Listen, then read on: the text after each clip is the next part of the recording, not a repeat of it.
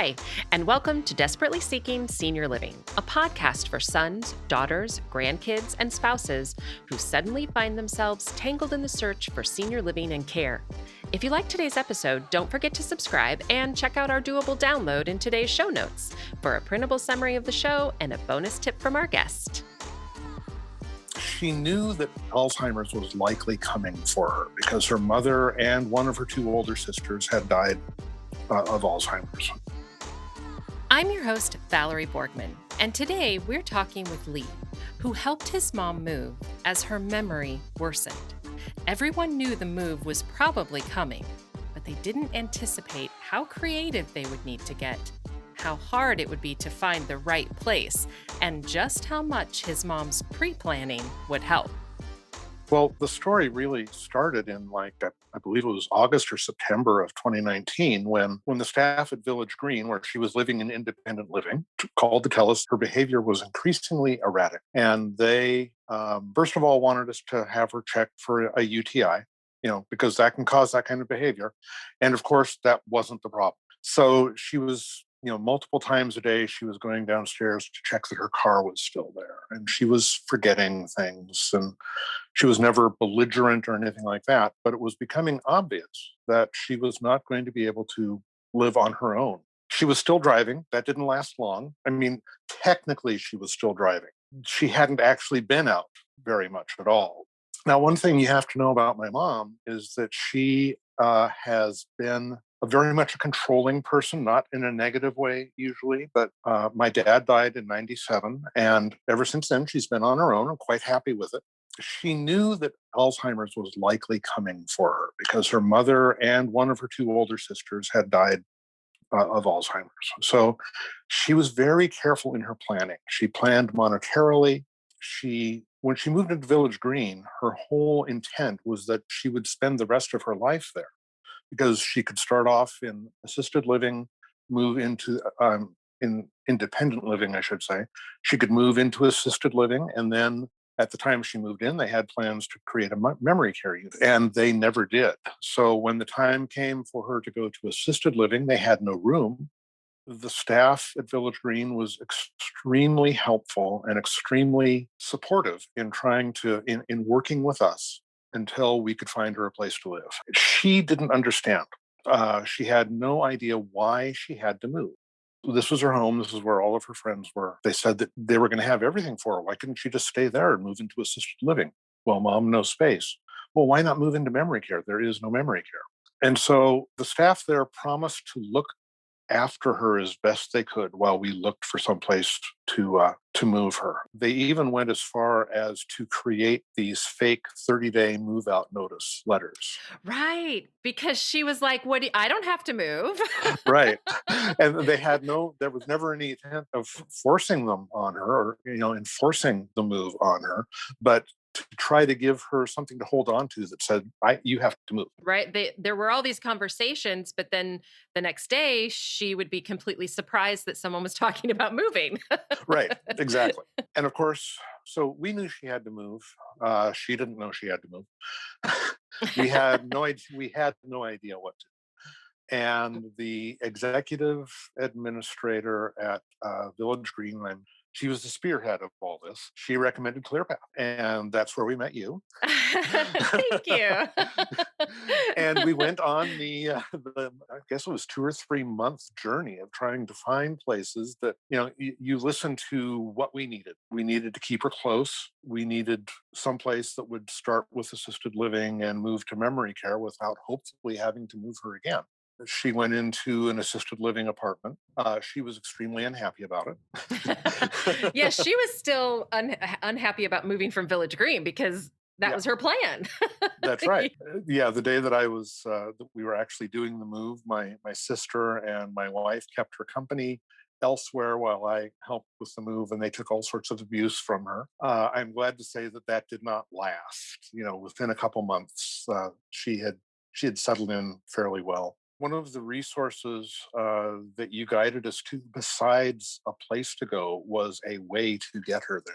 The moving people, the relocation people were very helpful. I don't think we would have done it without the help that we had. Packing things up, getting them moved, and then getting them unpacked and getting the apartment decorated to look as much like her old place as we possibly could. She had a lot of collectibles and things that were important to her, Right. and part of your hope with that was that it would help make the transition easier. Right. So, Exactly. it was still hard, Exactly. but you were hoping having, those movers come in and put things up and make it look nice would help ease that transition for her. Exactly. And to some extent it did.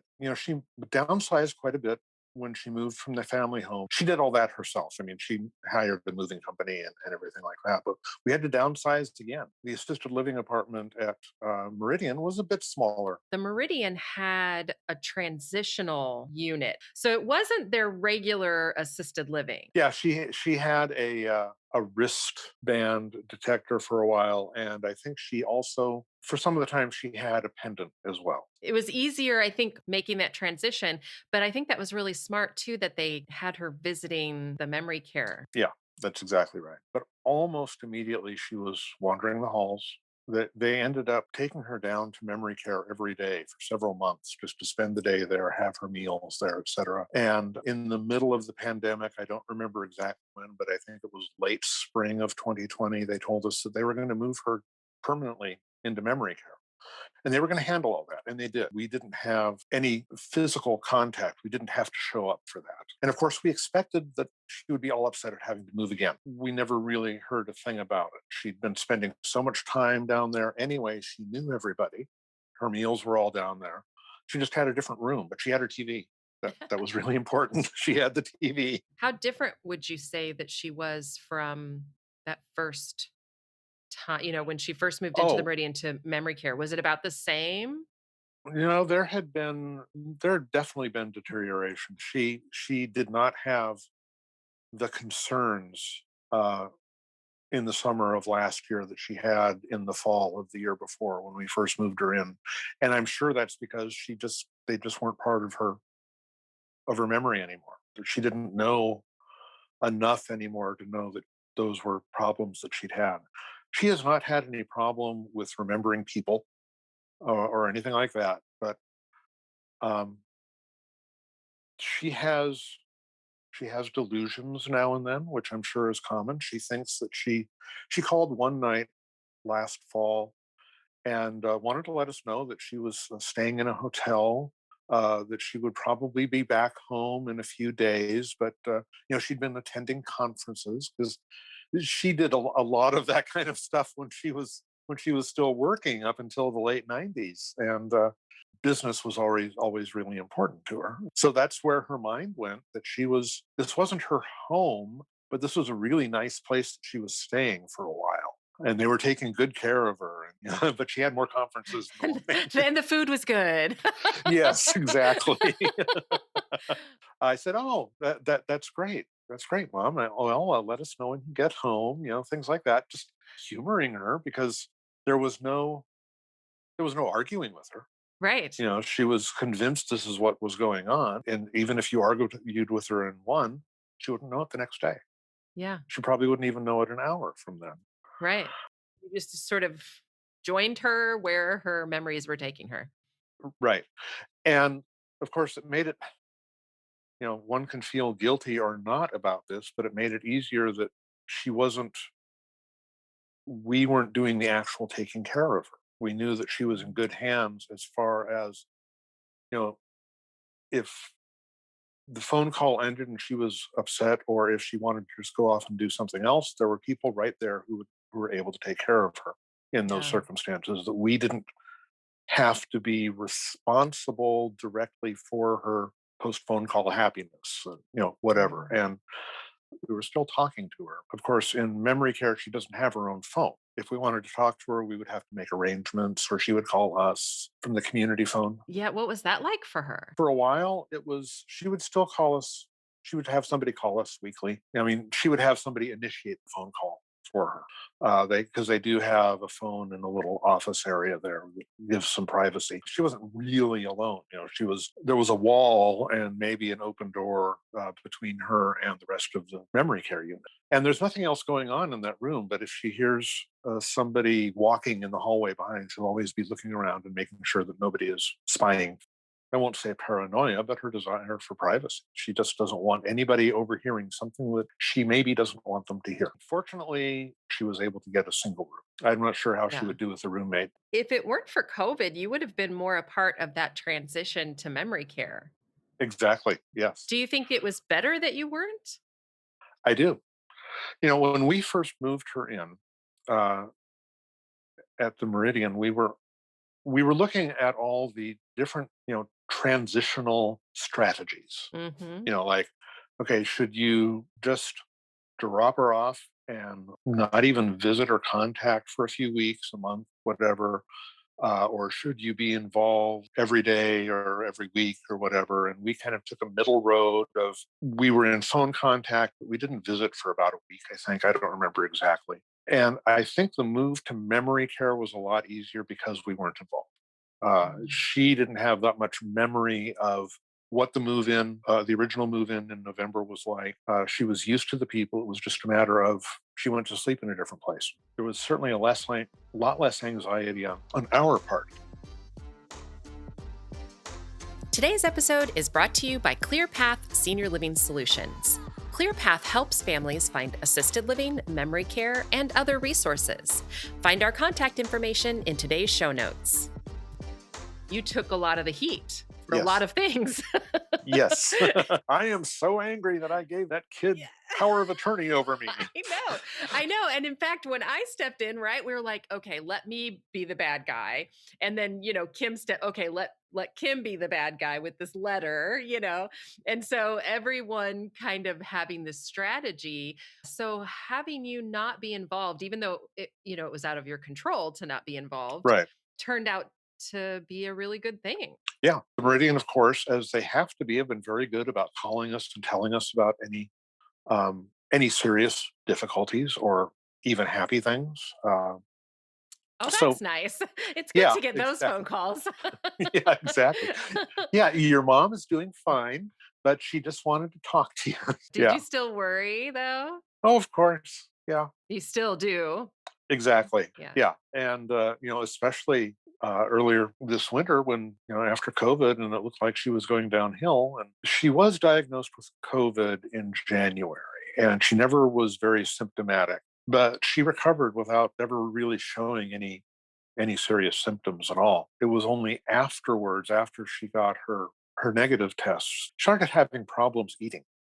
And we think it's because she was symptomatic enough that she lost her sense of taste and smell. And so food was no longer interesting. And within a few weeks, though, I mean, we got her on hospice. We thought that she was just on the downward spiral at that point. My sister, who lives in New Mexico, and I we would text back and forth. And there was always, my sister is a little bit more uh, realistic maybe or cynical maybe, I'm not sure, but she was very correct in saying, we knew this was going to happen eventually. And that's the reality of this. This is this is not a long-term change in situation. It's going to be relatively short-term. And but she started eating and she just graduated off of hospice after about 3 months on hospice care because they don't expect that she's going to, fulfill the purpose of hospice, which is to work with people who are going to expected to die within the next 6 months or so. And she's no longer in that position. Health wise, she's doing pretty good. You said something too, and you talked about how she planned. That was part of this too. Yeah. As part of her preparations, she had this list of all of her, her bank accounts, her investment accounts, uh, information about the old house. And there was this little something about long term care John Hancock. No other details at all. Um, and a friend was visiting her before she moved out of Village Green And and mom received a phone call. Her friend ended up talking to the caller, who happened to be the insurance agent who sold her the long-term care insurance 16 years ago. It was 18 years ago now. And we found out, thanks to her friend who called us right away, that mom was literally 3 weeks away from losing her long-term care insurance because she hadn't paid the annual premium. Oh my gosh. And the agent said, what's going on? So, once again, thank heavens for interested and involved people. Of course, I've been a co signer on my mom's bank account forever, as is my sister. So, I immediately found a check and sent that premium in, which was really good because within a few months, she was starting to need that long term care, which is essentially it is paying her bills every month. Wasn't there something about that where she was not wanting to spend the money? Yeah, she was always, part of that controlling and planning nature of her is that she's always been very concerned about money. And until I actually had access to her investment accounts and stuff, you know, I was kind of believing, oh yeah, mom's got her and dad's retirement. And she has somewhat more than that, and you would never know it to listen to her. Uh, she was always saying, well, am I going to have enough? Am I going to have it? How are we paying for this? And I know that's probably a very common thing with people in her situation as far as memory and age and stuff like that. And let's face it, greatest generation. She grew up during the Depression Right. and World War II. She came of age in the mid 50s, so she has some memory of that. She was always wanting me to print out accounts to give her, and always wondering. She was always asking, well, how much is this costing? And they would tell her, she'd say, oh no, how are we going to afford that? And I say, we get it back every month. Because we pay the bill to Meridian, and then John Hancock reimburses us for that. So Yeah. she's actually not spending any money. But in her mind, she That's was right. thinking she was. Exactly. Yeah. Yeah. She can't imagine how she was, spending this money, how she was affording this. Was there a point at which the invoices got sent just to you, or was there something there where so she wouldn't have to be triggered by that every month? Yes. We made sure that the invoices always came directly to us. I don't think that she was ever directly sent an invoice from Meridian, but she wanted to see them for a while. It never quite got to the point, but we were contemplating having to eventually start lying to her and telling her it was much less than what it actually was. She quit asking before we reached that point. Either that or the pandemic started and we weren't seeing her every week. Being the power of attorney and being the eventual executor of the estate, that means that had to be very involved with this stuff. And I know that some of the decisions I'm making financially would not be to her liking, but she was much more savvy about investments and stuff like that than I'll ever be. So, I moved her investment accounts so that they're actively managed by the investment company. She was doing it all herself. And this is another part of the story. 4 or 5 years ago, she was calling her investment company several times a month to check on her investments because she's not was never really internet savvy. She did not go online for anything except to exchange email. We had to do a power of attorney with the investment company right there so that I would have some control over those accounts, even though she never let me see statements or anything like that. But the purpose was, if they had to contact me because she was being erratic, I would have the ability to take control if necessary. At the time, she was willing enough to do it, though she didn't understand the need for it. I mean, she didn't resist it, but she really didn't understand the need. And I'd already gotten all the other power of attorney documents and stuff before that, long before that. And of course, I didn't have any ability to do anything with that until her doctor said that no, she's not competent anymore. We didn't have to I mean, we had to do probably the biggest part. And that was work on her where she was going to live. But all the other stuff, I had to gather a lot of information, but it was all there. If once I found it, everything was in place. Were you surprised when you became involved and you saw the cost? To some extent, yes, Yeah. because I've always heard, nursing homes, retirement homes, stuff like that cost a lot of money. And okay, what does that mean? Because I had never actually seen actual figures. Eventually, I saw what she was paying at Village Green, which was like the meal plan was one meal a day and rent, and that was obviously manageable. Mom wasn't having any problem with that. And the first time that I started hearing assisted living at places like Meridian that included the cost of care, the giving them their meds every day and stuff like that. And I thought, okay, well, yeah, it's somewhat more. And then, all the worries went away when we came in and found out exactly what long-term care was going to, how much that was going to take care of. And she's well below their daily limit. That adds a whole nother layer, That's right. in having that as part of the plan that she Yeah. had. So, Lee, with everything that you have been through, and it's not over, No, but but so far, up until this point, what would you say was the one thing that just made these moves more doable for you? you. No, I really have to say that. Um, Thank you. being able to guide us through the move and help us find a place. I had no idea how to start, Yeah. and you gave us that. And also, I think the other thing that made the biggest amount of difference is my mom's pre-planning. Uh, I am actively watching the Alzheimer's group on Reddit, and all the people that are on there saying, uh, this is happening to my mom or my dad, and this is happening. We don't know what to do. We're in our 20s or 30s. They have no plan. We have no plan. How are we going to do this? And sometimes I just get in and reply, look and see if you have a senior care coordinator kind of service in your area.